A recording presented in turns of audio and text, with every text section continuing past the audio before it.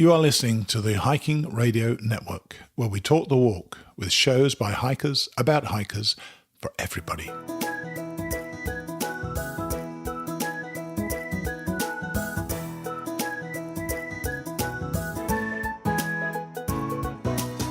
Mighty Blue on the Appalachian Trail, the ultimate midlife crisis. Join Steve and his guests every week as he staggers from Georgia to Maine.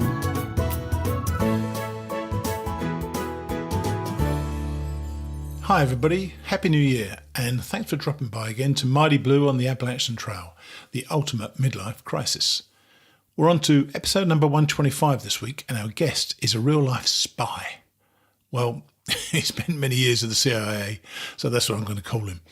His name is Dan Harris, otherwise known as a somewhat gruesome Scars. Dan is full of excellent insights and will be along later.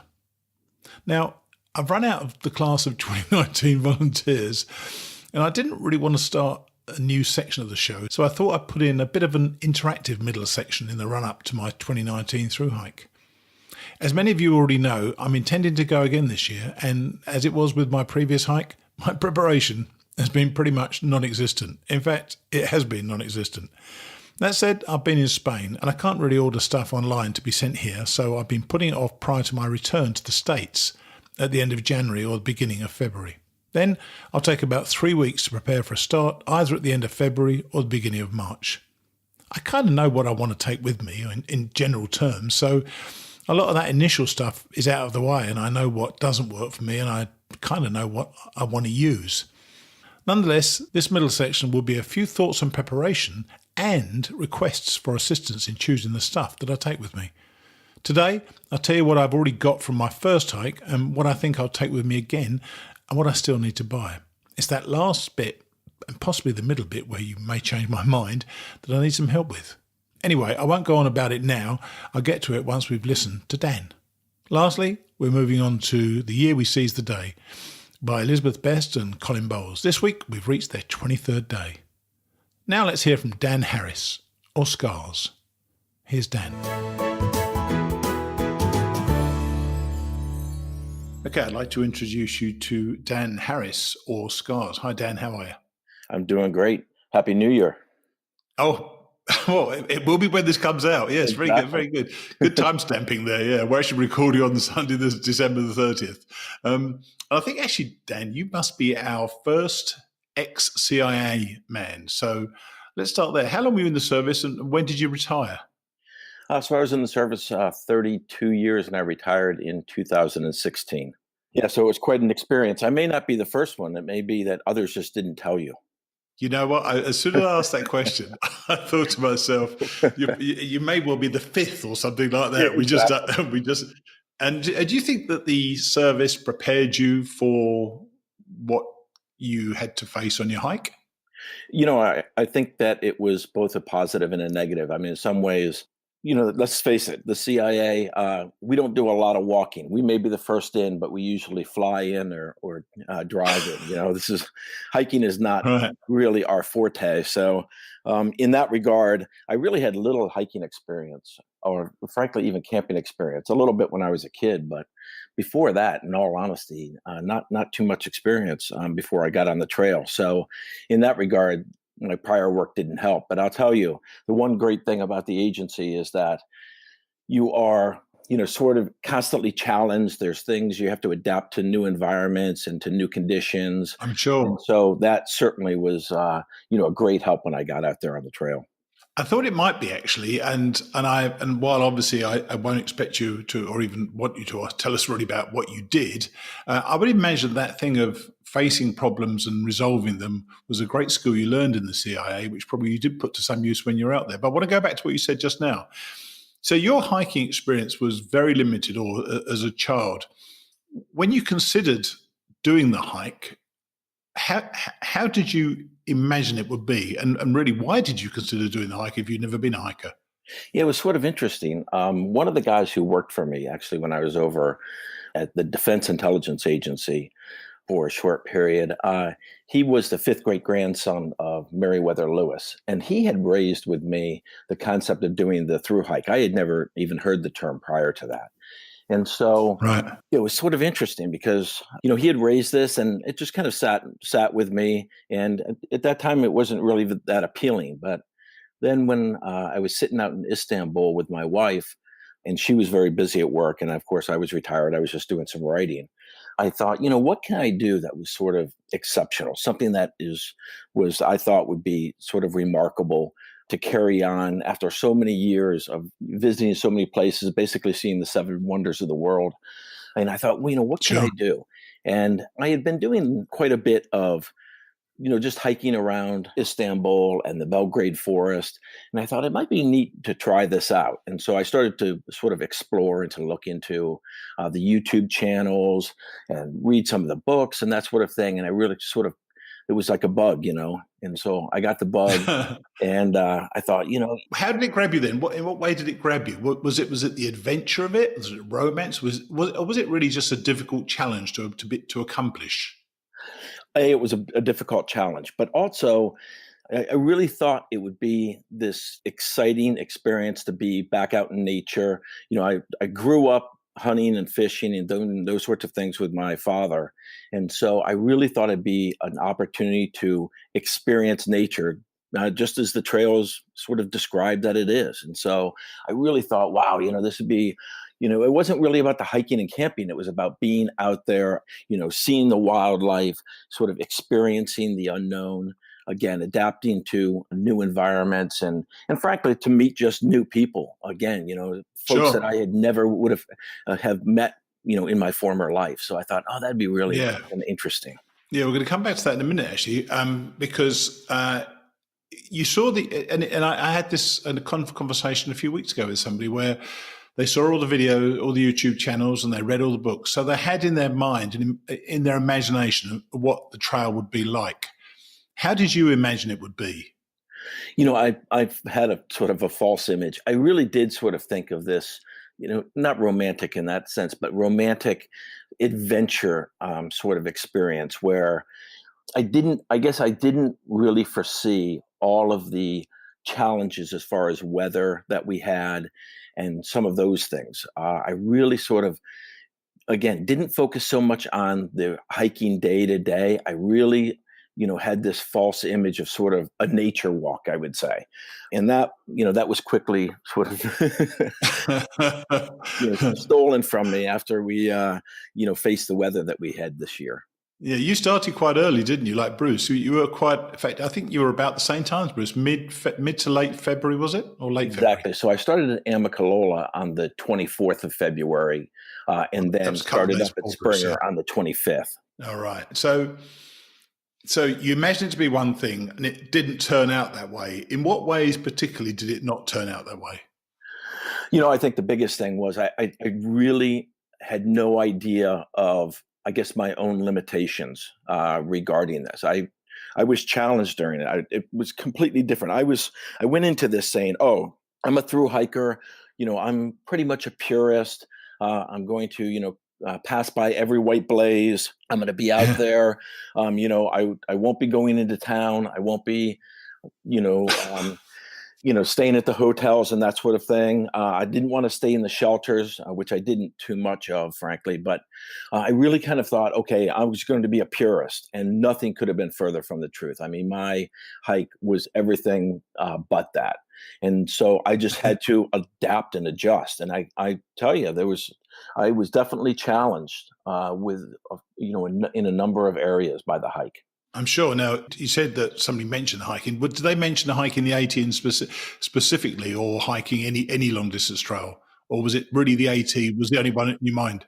Yeah, it was all about the AT. It was all about this sort of Georgia to Maine, Nobo, purist through hike, straight through. Right. Okay. Well, look, I often start at the beginning of people's hikes, but something you wrote, and I may be entirely wrong about this, I might have to cut it, but in my notes when we spoke before about this, okay, you said something about people thinking that they're through with it. What do you mean by that? People, when they finished, thought that they were through with the AT. Oh, right. Oh, I don't know if it was just the bubble of people that I was hiking around, but when we got, close to, we were in the 100-mile wilderness, everybody was talking about we just can't wait for this to end. We can't wait for, to go on to the next thing, to have accomplished this and finish it. I think people were more worried about being injured or something and not actually completing what they had set out to do. And so when I got to the, up onto Katahdin, I was definitely like, okay, done, not interested in doing another hike. And then, hiking back down off of Katahdin and turning around and looking over your shoulder and seeing that, right then it starts to just get into, it's insidious. It's sort of, all of a sudden, the hiking sort of thing is like, now I can honestly say I'm an accomplished hiker and camper. And I'm like, I should look and see what else is out there. And then all of a sudden the John Muir, or the Superior Hiking Trail, all these other sort of trails, start to seep into your psyche. And you start to say, oh, maybe I should go and check one of those out. It'd be a different experience and just to see something else.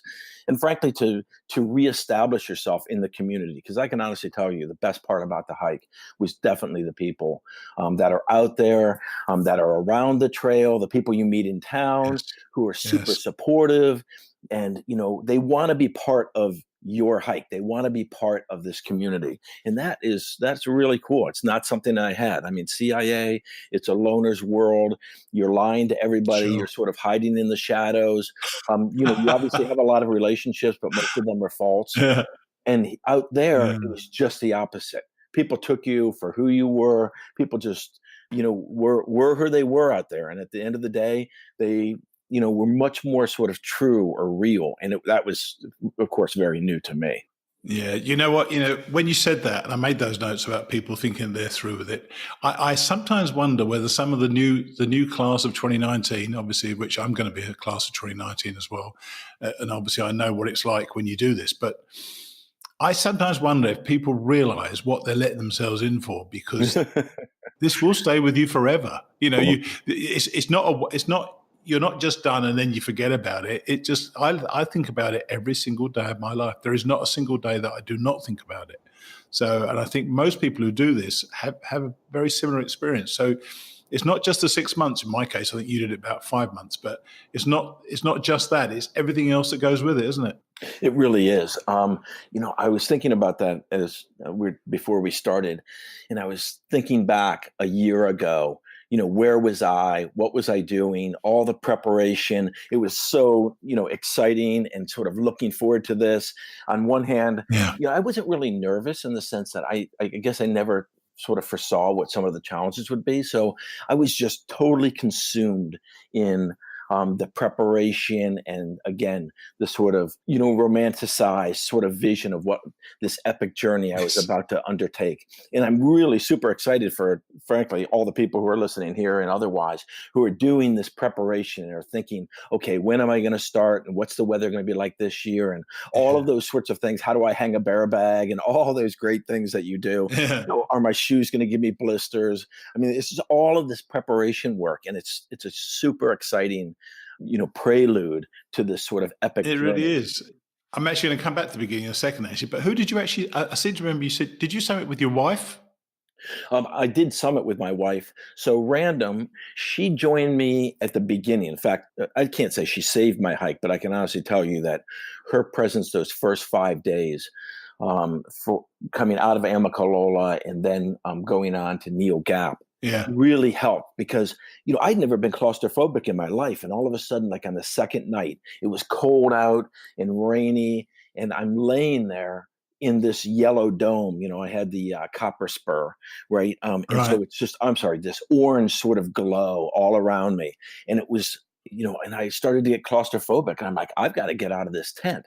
And then on the other hand, I'm like, no, it's cold out. I can't be out of this tent, right? So I was sort of in this somewhat confused state. And she had done a lot more hiking and camping than I had. And so she really sort of calmed me down, set me on course and direction that lasted throughout the whole hike. And then she came back on the Shenandoahs, hiked the Blue Ridge with me. And then she came up and hiked Maine with me. So, Oh, in right, fact, yeah, right. she So, did. so it's not like it wasn't like she just turned up and did Katahdin, because that I know that Bruce Mattson's wife did that, Cheryl. But so she accompanied you some of the way through, and then went up and then went all through Maine with you, did she? She did. And you know what? In all honesty, she and the other folks, they earned that Katahdin summit because, A, she did do all of Maine with me. But again, we got hit with the fourth nor'easter of Oh this year gosh, while she wow. was there. And when we went through the Mahoosic Notch, we were literally up to our knees in water. It was teeming, pouring rain through that notch. And, here you are, slithering through these rocks and boulders and, Yes. the whole sort of, beautiful piece of what the Mahoosic Notch is. And we get to the end. We'd passed by a hiker who was Sobo. And we said, hey, how's the rest of it? He said, it's good until you get to the end. It's a little flooded there. And so we had no idea what that meant. And we get to the end, what we think is the end. And there's a stream running past us on our left, and the valley just seems to close in. And we're like, well, where are we supposed to go? I mean, we wonder, the trail was completely missing. Now, the trail wasn't missing. The trail was that stream that was running past us. And you just had to do it. It's funny because we just stepped into the stream and started just walking. And I looked back to see Random's face, and she said, just keep walking. So, yeah, she earned that Dear. Katahdin, I'll tell you, summit. She really did. So, yeah, that was a great day. Now, I appear to be going back and forth over this bit, but as I'd forgotten to ask a question about this, because you started in February, you had a dreadful start weather-wise, didn't you? How did you cope with that? I mean, you said your wife helped you, because I know it was incredibly cold. Was that a miserable time for you? Yeah, it was. I mean, it was miserable. I guess it was just more sort of an awakening. In all honesty, now my hardest part of my hike, without question, was the Smokeys. I mean, for personal and professional, typical. For sort of the personal reasons as well. I mean, I was in the Smokeys. That was when we had the 2 days I was there before I got to Gatlinburg, at least. It was -9 and -3 wind chill. And we had been told about another hiker who died during that period from Hawaii or something. This was the story on the trail anyway. And a couple of the guys who were right around me, both of them had frostbite pretty badly. For myself, I ended up with hypothermia the second night I was out there. It was, Wow. yeah. And so, I started sort of to do goofy stuff and started packing and unpacking my backpack and just didn't know exactly what I was doing. And I finally had to sort of get my head together and just start walking again because, it was super cold. And, unfortunately, I lost my mom. She passed away while I was up in the Smokies. And so it was just a whole Wow. series of events. And frankly, I mean, good, bad, or indifferent, it's not about any one of those individual experiences. It's the reality that, you and everybody else who starts this are going to have certain hardships, certain challenges that you're going to have to Sure. overcome and to deal with. There's all sorts of things outside of the community that are going to try to draw you or pull you away from your hike. And there are experiences on the trail that are going to be great challenges you're going to have to adapt to and just overcome. And so that's something for everybody to really understand as they start on this, as they prepare and as they start onto this trip. Yeah, well, I did have a note that you did share with me before that your mother passed when you're in the Smokies, and you also said that you fell when you're in the Smokies, and then you were coping with knee issues the rest of the way. Did you consider going home at that stage, obviously either for your mother or for your knee issues? What did you do? I mean, how did you cope with that? Yeah, so when we're about my mom, yes, I considered. I never considered stopping my hike. That's maybe one of the things that came from my experience with CIA. Me completing this hike was a given. Absent something really truly catastrophic was a given. It just isn't in my personality to stop. So as a consequence, but I did think about getting off. But I had a fairly similar experience with my dad. He had passed away while I was overseas, and my mom had said, "Listen, I understand. Obviously, there's this emotional time, but have some perspective in the sense that there's nothing you can do." So, you need to complete what you're involved in now, and then we will do the burial for my dad when you return. And so when I talked to my family after I got to Gatlinburg, they said the same thing. So as a consequence, and I did do that later on near the very end of the hike.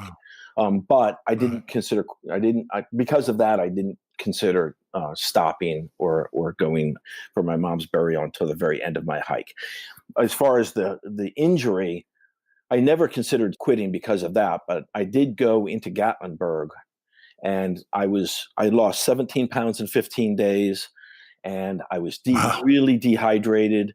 And the doc said, listen, you need to take a couple days and get your act together, because, you're only 17 days into this and your body's already a mess. And it was something that I had to physically sort of acclimate to, that again, I didn't really expect. I thought, I work out constantly. I really thought that I was in great physical shape, but there is no physical shape like hiking the AT. There isn't, is there? Just none like it at all. But you actually said that when we talked about it before, about your knee issue, you said you actually adjusted your walking style. What did you do? Right. So that was sort of good and bad. I think that's probably typical. Somebody gets an injury and then they sort of adjust their gait. And in that regard, I started to cause other problems, because I started to give myself plantar fasciitis and stuff because I had adjusted my gait. Now, when you're talking about another aspect of that, so I had cancer twice, obviously, before this. And so I only have one lung. So I'm out there hiking with one lung. And what I found was both the knee and the respiratory issue, I adjusted my hiking style for sort of fluidity, or to synchronize my heart rate and respiratory rate. So mine was a very even hiking gait and technique that I had to adopt in order to not get my heart and respiratory rates sort of out of sync, because when they did, then I'd be like gasping for air going up the hills. But if I could just take it easy, settle down, and just keep those arms and legs moving together, I found that that was a great benefit as far as being able to hike 20 miles a day, which was basically my objective. I mean, through hike's a through hike. At the end of the day, I had to quickly realize that this wasn't a nature walk, and I had to get miles done. 20 miles a day is a long day with a dodgy knee and one lung, I would think. So you must have been hiking for a long time then. How did you cope with the physicality of all then? Did you have to have a consistent pace? Was that what you were looking to achieve? That's or exactly could you go for early starts? So I mean, what did your days look like? How long were you hiking for? Well, I must say, I must have been the least efficient person out there. I mean, I was hiking with Bruce, and Bruce would be up and ready to go, and out. Basically, would have to leave without me. And with the other people that I was hiking with, they all seemed to be able to get up and get out really quickly in the morning. That was, for some reason, that was an early riser. I mean, every day I was up pretty much spot on at 5 o'clock. I mean, I never set an alarm or anything, but one of the great things about the hike is you truly rise with the sun. So as soon as that dawn breaks, it just awakens you. And so I was up early, but then with me, I decided that I had to have breakfast in the morning. I would just not have the energy to go through to lunch if I didn't eat something. So I would cook ramen in the morning, and I would make some coffee in the morning. So as a consequence of that, I usually didn't get out until about, I would say 8:15 to 8:30, actually start hiking each day. And then I hiked pretty fast. That's the one thing that I did as far as I had an even pace and an even gait. But I hiked miles, I think, pretty fast, about 2.5 miles an hour, pretty consistently over the course of the hike. So I'd be done, in the early evening or late afternoon every day. My nighttime routine was a lot better as far as, getting food in me, and then getting my sleep time and everything. But the mornings, I was a little slow on the mornings, I'll tell you. I had the same problem. I don't know what it was. I think I'd wake up before everybody else, and then I'd still be last to leave camp. I just could never understand it. That was me. I did improve towards the end, though. So, but you said you even changed your sleeping arrangements to see if that would help, didn't you? From tent to hammock. Exactly. For what reason? Did you think that was going to help your knee, or what were you doing that for? Well, you can kind of figure out between the cancer, the knee, I'm pretty much a train wreck. So my other issue was, I have two herniated discs in my back, from work stuff. Oh my gosh. And so, in all honesty, that's why I picked the backpack I have. I had the Osprey Exos 58 because it had this, sort of a rigid frame, and it helped hold my back in place. But yeah, so what I thought was, I don't know about others, but when you're in your mid 50s, sleeping on the ground is not a blast. And so as I was going, I thought, I had done some hammock, sleeping before, and I thought maybe I should go to a hammock. And I had set it up that I could pick it up in Harper's Ferry midway through, and that's ended up what I did. So I was in the Copper Spur UL2 for the beginning of the hike. Then I went to a Grand Trunk hammock, and I did that all the way until I think it was New Hampshire. When it started getting cold again, I jumped back to the tent. Yeah. Which do you prefer then, Dan?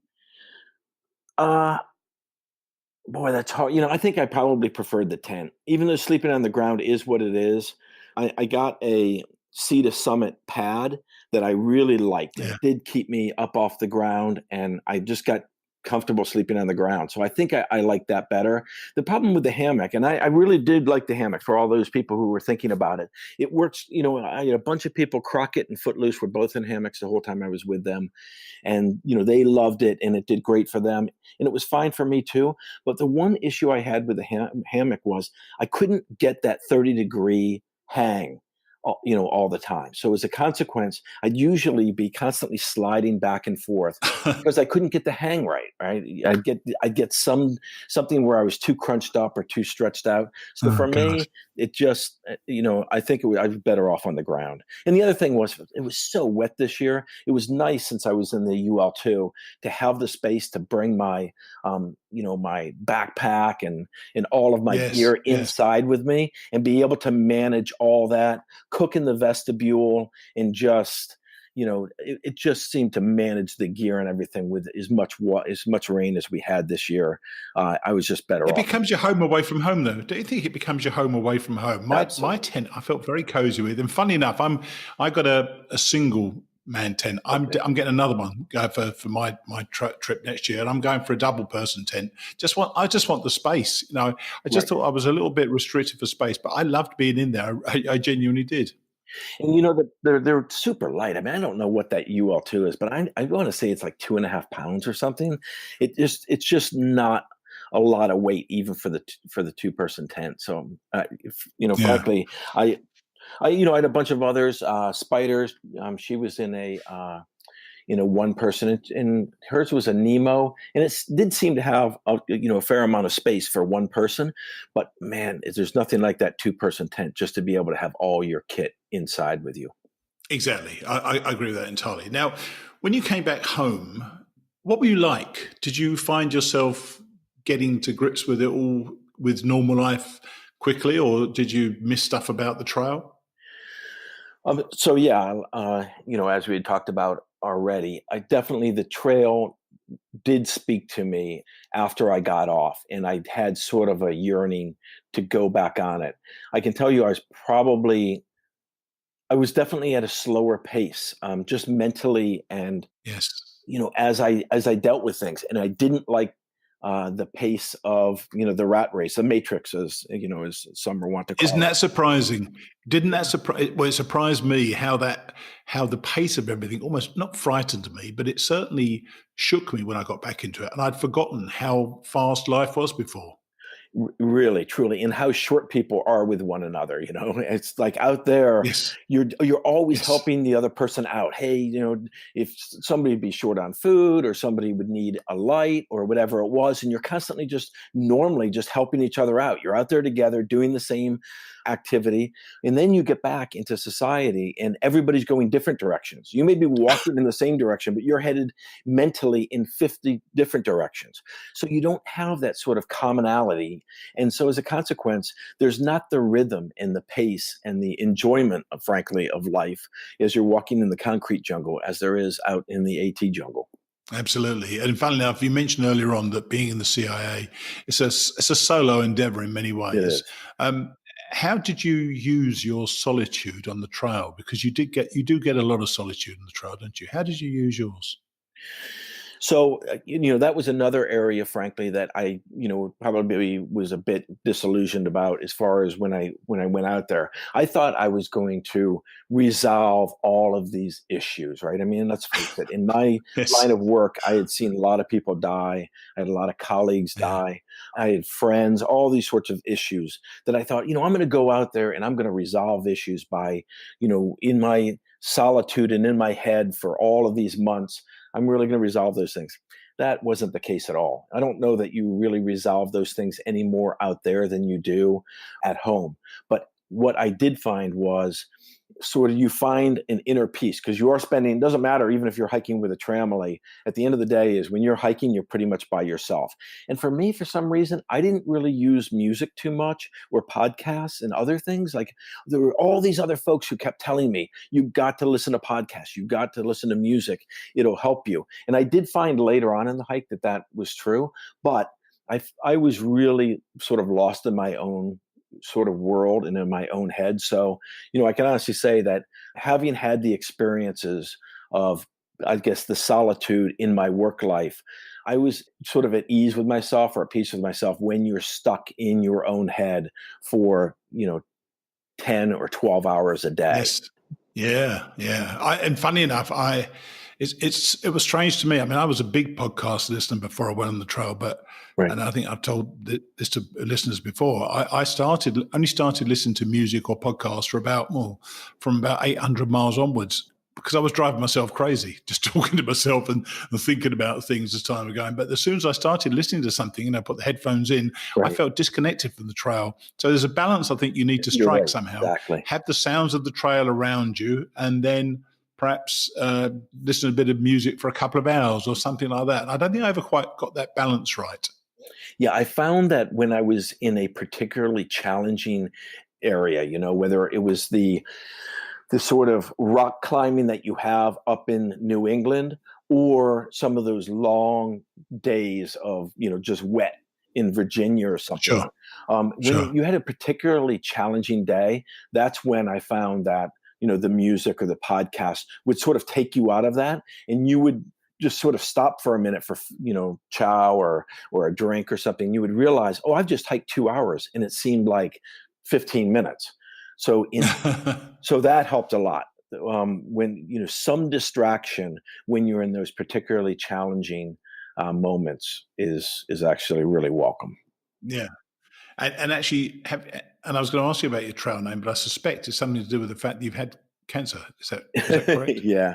So, I mean, Your scars, because you've got scars. yeah, it's sort of a funny story. I mean, I was in Afghanistan, and I think I had my lung surgery, and it was only like 2 months later that I ended up at 10,000 feet in Afghanistan, and we were out, doing a patrol or something, and I came back, and we were just all sort of taking our kit off, and I took my shirt off, and one of the young troops said to me, he's like, "Oh my God, those scars look like a roadmap to some place I never want to go."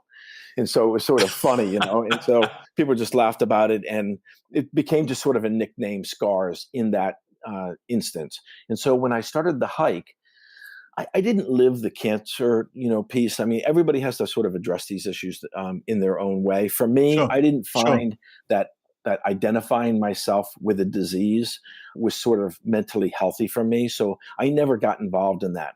So most of the people that I worked with never even realized I had cancer, much less twice. But Yeah. in this instance, I thought, I should do something for somebody else. So I did dedicate this hike to my doctor, Dr. Gelman. And then also I did it for charity for the Cancer Research Institute. And Awesome. yeah, so that was great because, I really sort of support people doing that or thinking about it because it also just reinforces your commitment to see it all the way through. When things are really bad, Yeah. you realize it's for more than just you. And that extra motivation can really help. Interesting. Yeah.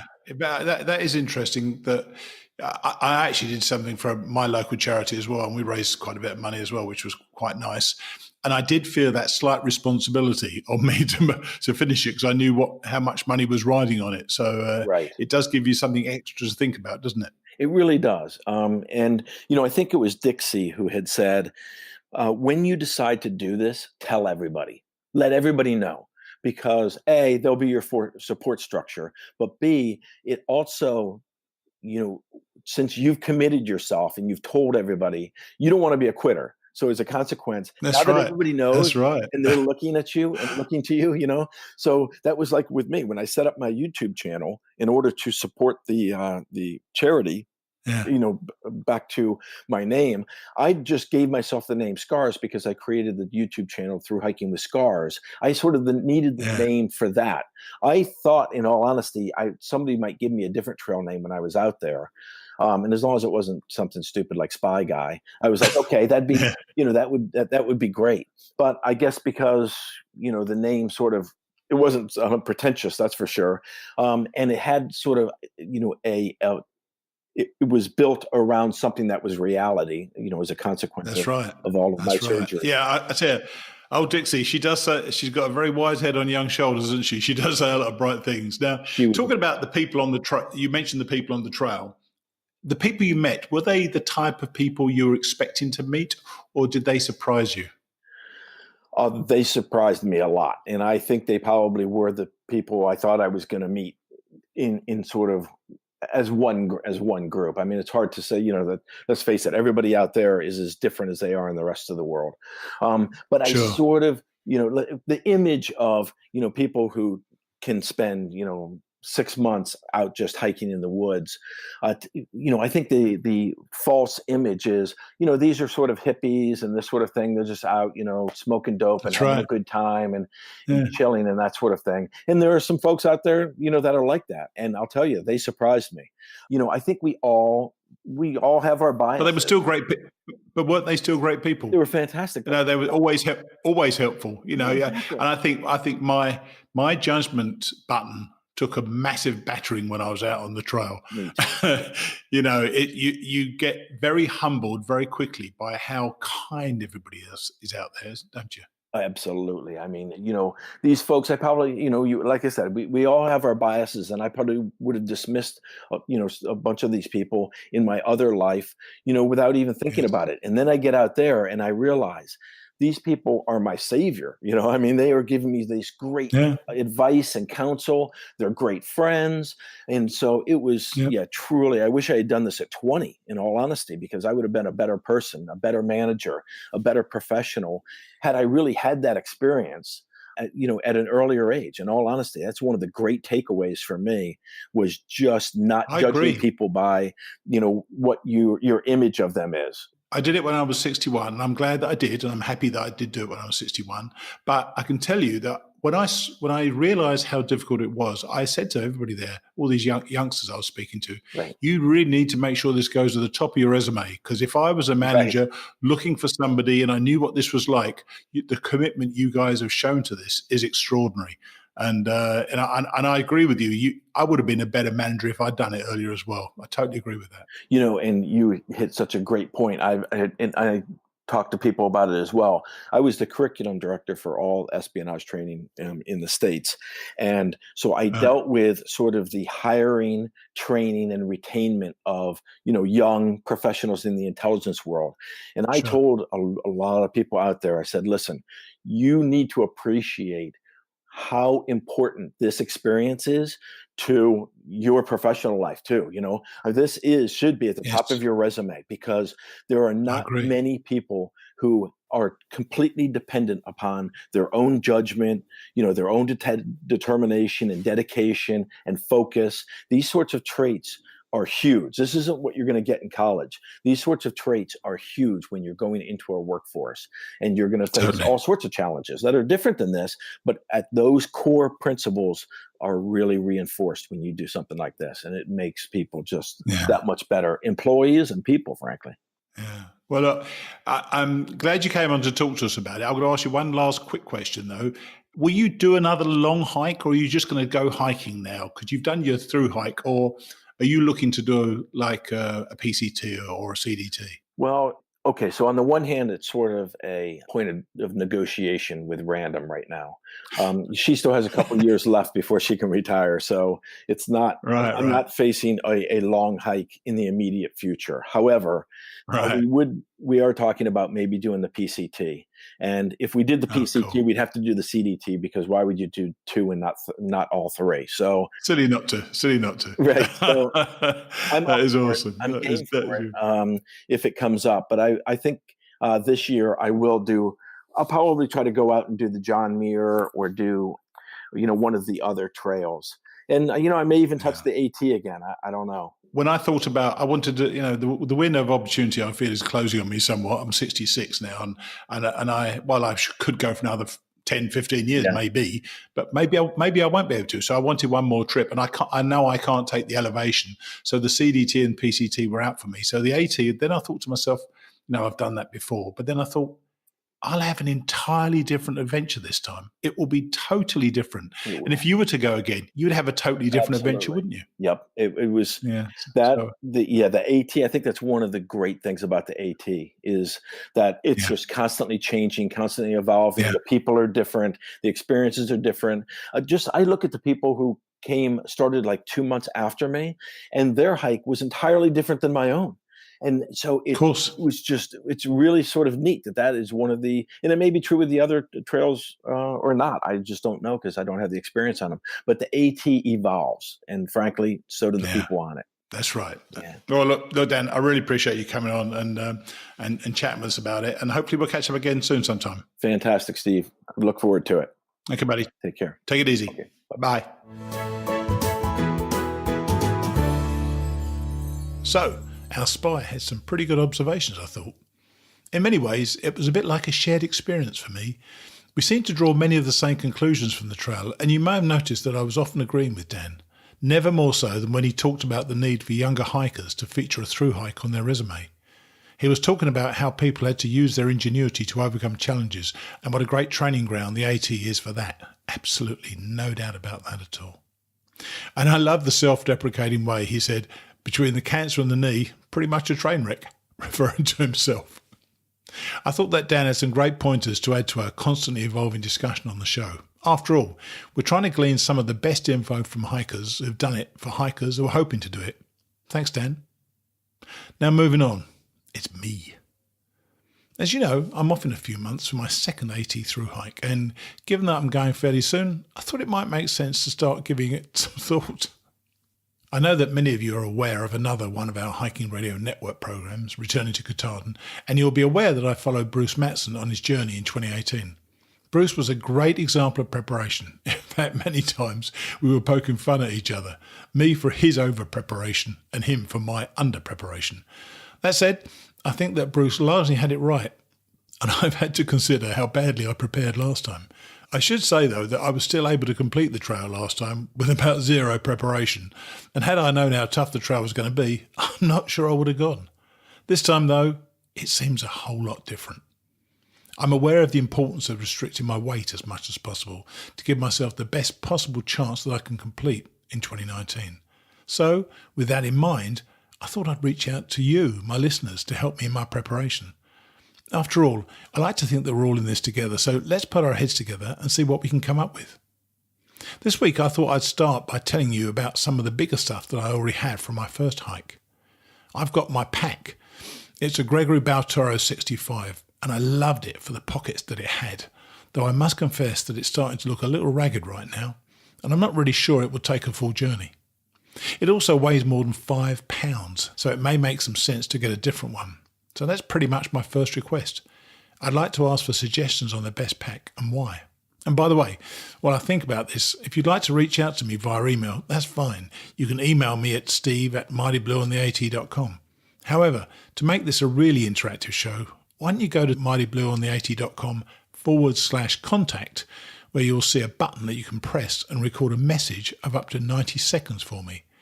In this way, I can have your message on the show and we can make it a kind of dialogue between us, as if you're my buddy trying to point me in the right direction, which of course you are. Let's talk about tents now.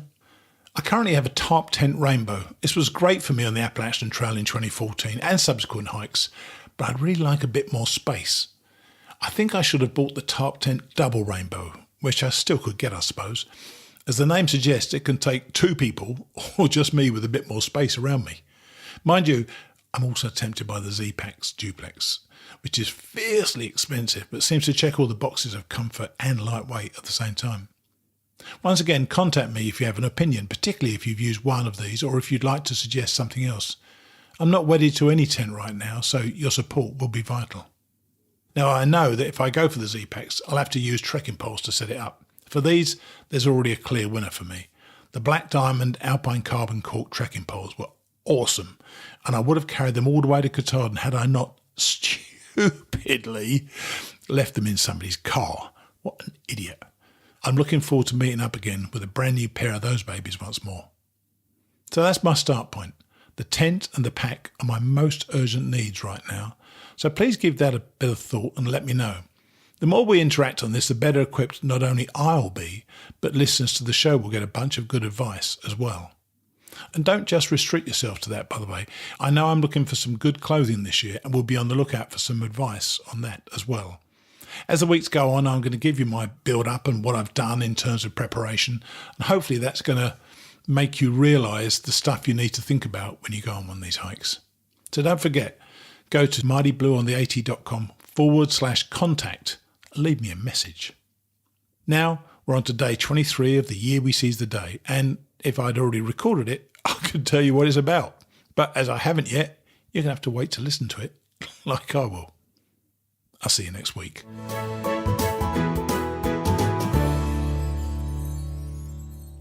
Chapter 24, Day 23, Hospital de Orbigo to Astorga. Colin, El Castillo, Eroño. In front of her adobe house, a bent woman dressed in black is brushing dust from a doorstep with a witch's broom. In the middle of the square is a red brick mansion with an Italianate fountain, bright with azaleas. It sits like a ruby in a cowpat. Someone shouts "Buen camino" to us from an upstairs window. The residents on the way don't take much notice of peregrinos anymore. After 1,000 years, the novelty has started to pall. Yet it's still hard to get lost on the Camino. If you lose sight of the little yellow arrows, a local will stop and point the way. You think they're not watching, but they are. Hesitate for a moment to look at a map or scratch your crutch. I do this, not Ellie.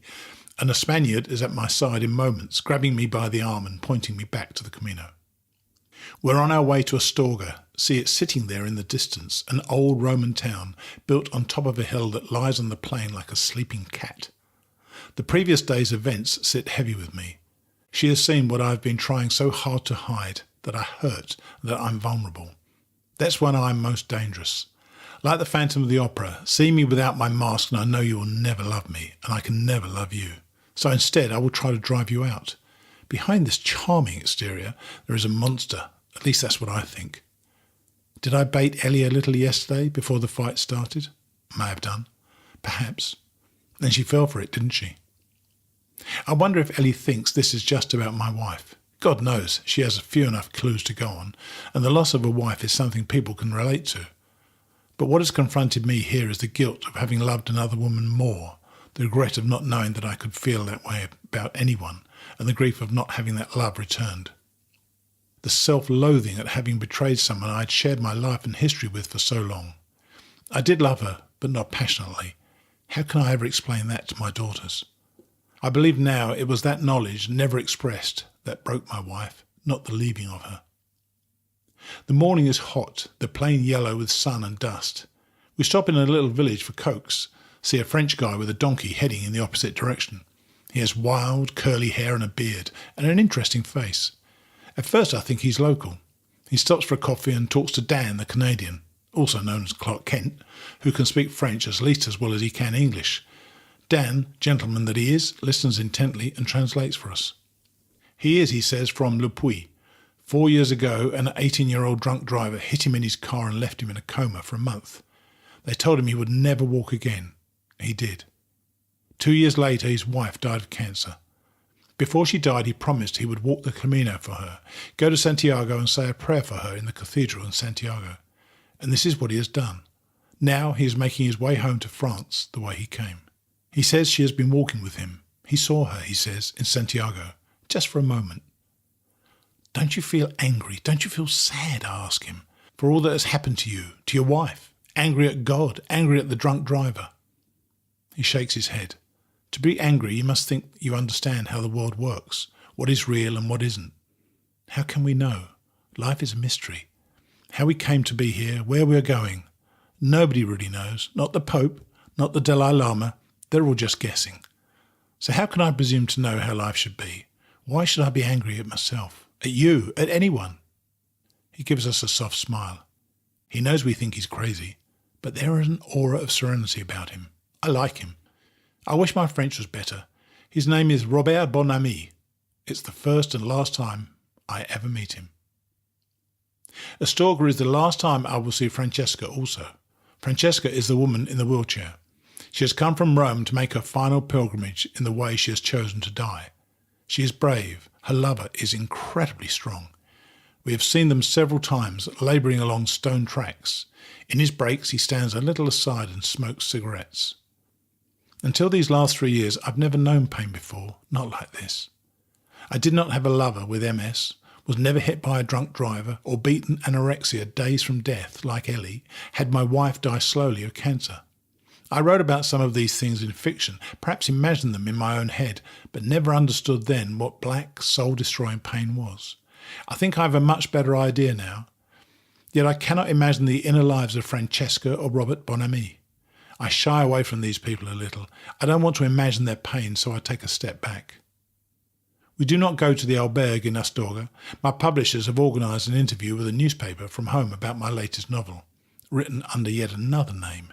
No wonder I'm schizophrenic. So I check us into a hotel in Astorga because it has a phone in the room. It seems all too easy. Only it's not. The call comes through at 6 the next morning, but the receptionist is unable to feed the call up to my room. So what's the point of having one there? She screams at me very slowly and very loudly in her own language in the hope that I will understand her problems. To me, her main problem appears to be her hair, a Marge Simpson beehive. She looks like a female version of Sybil from 40 Towers. El Castillo Erronio. Manuel could have done better. I run down the stairs shouting at her that I have a journalist on my mobile from 10,000 kilometres away telling me they're on the hotel's landline and I would like to talk to them. La Sybil shrugs her shoulders, looks at the switchboard and pulls out the plug. I give up. Just after dawn, as rain bounces off the cobblestones and a thunderstorm shakes Astorga, I stand in a phone box in the middle of the plaza shouting my ideas about marriage, relationships and love to a journalist in Sydney. Does anyone really care about the life I'm running from and trying to reconcile here on a remote path in northern Spain? My life has become surreal. Ellie, a cool change. Yes, it is selfish. And after leaving Belorado, I never thought I'd be setting out alone by choice. But following another fight in Astorga, I make a decision. Colin's slipping downhill so fast he frightens me. He's become completely irrational, unpredictable, and at times downright mean. Watching him reminds me of a time when I too lost my way, and possibly my mind. Even now, 6 years on, I continue to marvel at those who manage to remain by my side. I wonder how. But I'm afraid there is nothing more I can do for Cole, not like this. He has started indulging in his own self-destruction. He's grown gaunt, eating less, drinking more. Days ago he told me that food has become a game. He's enjoying the challenge of seeing how little he can get by on each day. He says this to someone who once took up the same challenge and wound up losing so much more than weight. If he wasn't drunk at the time, I'd have told him he should have known better, but he's barely sober after lunchtime anymore. The fact is, I'm not doing very well, personally, with any of this. As much as I wish it weren't true, I feel like I've given all I have, and now it's taken too much away. It's not my patience wearing thin, it's me. My own journey has been overshadowed. Our pilgrimage has become Colin's tread of penance, and the Camino his act of contrition. It's overwhelming. I've lost sight of myself in it all. I wish I knew what it is that Colin needs. I wish I could give it to him. But Santiago is still over a week away, and neither of us stands a chance if we continue the way we are. Something has to change, and at least this way it's being done amicably with all the right intentions.